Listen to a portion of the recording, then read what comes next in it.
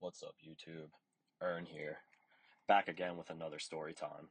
And this one, this one's about the time my friends and I decided to go full menace to society mode.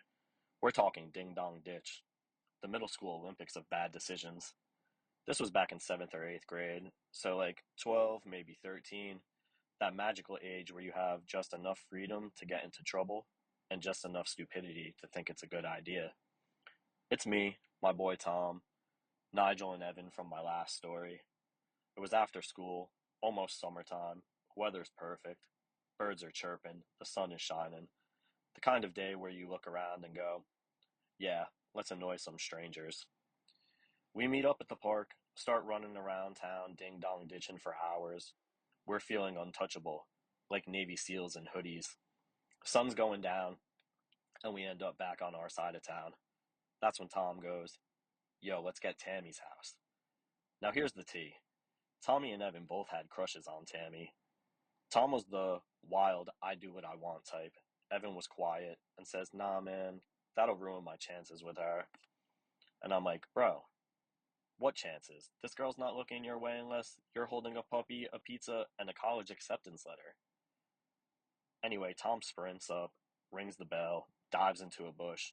Tammy comes out, looks around like she's in a horror movie, and goes back inside. Now, important detail.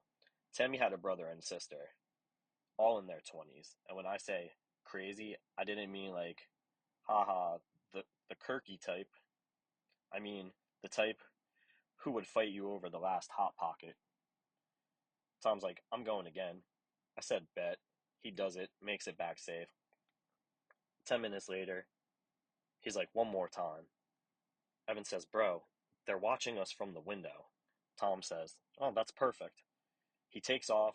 He's about to ring the bell when the door explodes open. And Tammy's brother is standing there like the final boss. Dude grabs Tom like a Pokemon he just caught. Gotcha!